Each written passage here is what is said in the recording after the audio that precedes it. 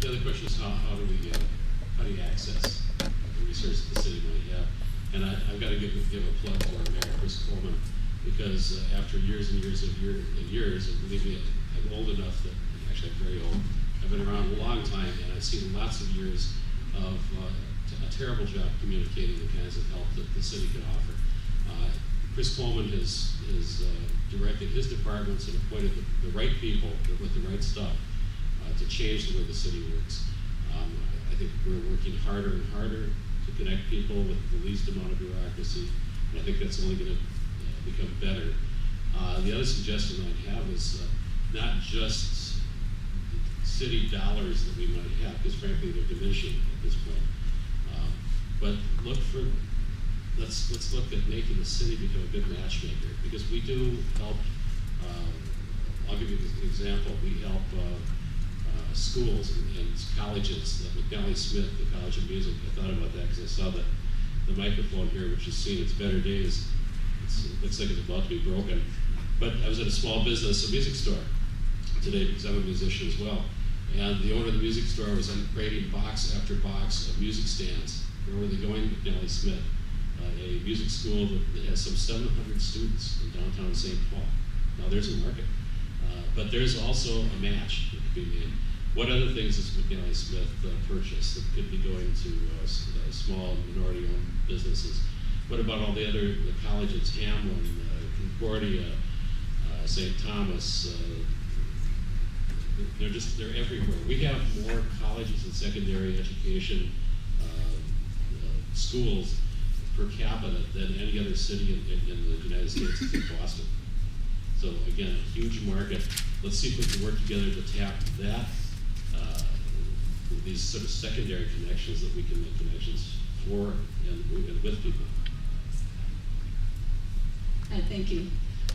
Very good question, Tom. I just wanted to also echo the efforts that Mayor Chris Coleman has put in place, and with our new director of Human Rights and Equal Economic Opportunities, as I mentioned earlier, that you've got a lot of us that are all under one particular roof, under the leadership of Luz Maria Frias.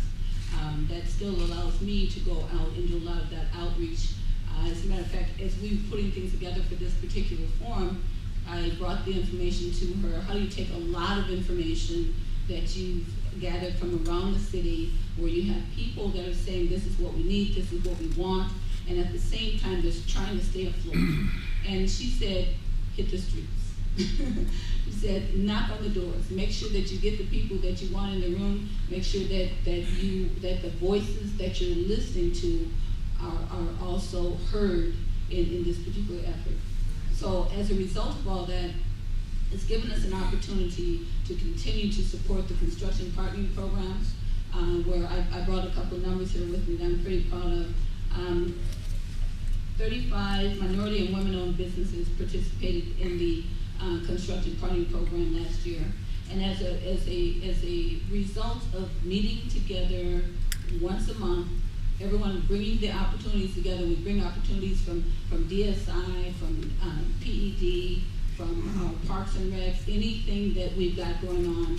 And then the city of Minneapolis, everybody brings information and opportunities to the table. So you have the larger corporations and then the smaller corporations that are general contractors. They will all come together and then share opportunities and bid on projects together.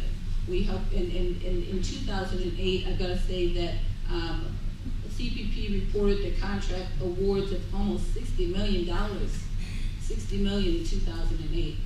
And those are with minority-owned businesses, minority and women-owned businesses. And the other thing that I began to do was to take all those emails that I get and all those business cards, and finally, rather than try to figure out who should get this information and who should get that, I put together a listserv of 260 names. And then I just, nowadays, because we're all so busy, I just press a button, and whoever sends the information in, I continue to send it out, and I've included all of you guys on that, and I totally appreciate you guys being here. Sometimes people send me information today for tomorrow or last week, but a part of what we do is capacity building and technical assistance, so that's what we do. We send out the information, And we just hope that whoever gets it still forwards it on to others as well. And so anytime you want us to come out and speak or walk through our website and on the beautiful things we've done there, and between now and then you can simply go on our website, which is stpaul.gov, stpaul.gov, and just click on government and you'll see all of the different departments. Feel free to click on our department of HREEO and you'll find out some of the opportunities that Sue mentioned earlier, some of the things that Rich Fletcher talked about. You can always go on DSI, everybody. We are talking, we are we're twittering, we're tweeting, you know. We are on Facebook. The city of St. Paul has also received a lot of accolades around the country because of some of the additional efforts that we're doing with social media. Let's give them a round of applause. We've got about 5 minutes, 10 minutes, and we have planned to pass out cards for questions from the audience. I don't think we did that. I forgot to mention it early on. But I think we're all friends here. And you guys have been wonderful and attentive, and I thank you for the attention and for being here. So maybe there's somebody in the audience that has a question for either the media or for our panelists or the previous panelists. And we can just take a question from the floor. Is there any question? Please stand up there. Come down to the front here and I'll bring the microphone out.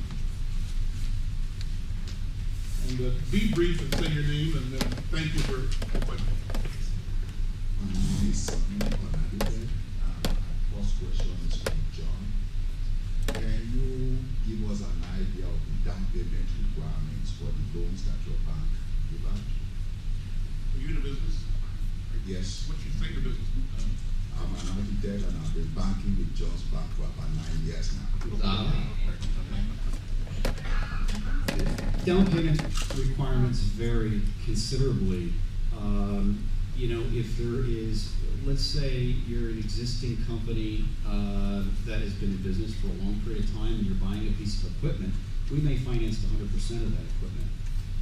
Now you can go anywhere from 100% to a startup business that does not have a history of cash flow generation, does not have a lot of collateral.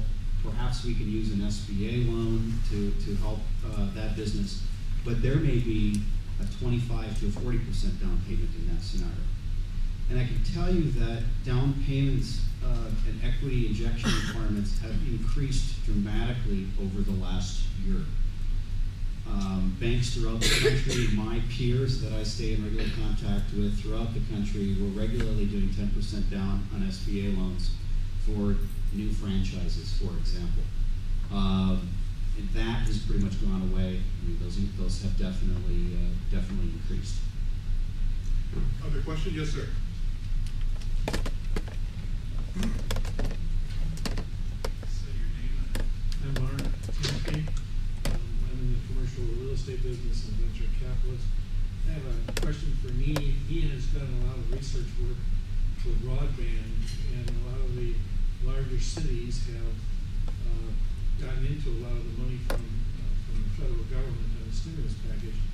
And I think he's a great resource for bringing that to this area, but we haven't really taken the interest in St. Paul that we should take and get a lot of these dollars. So I'd like to listen to Nene. Maybe he could outline what we could do.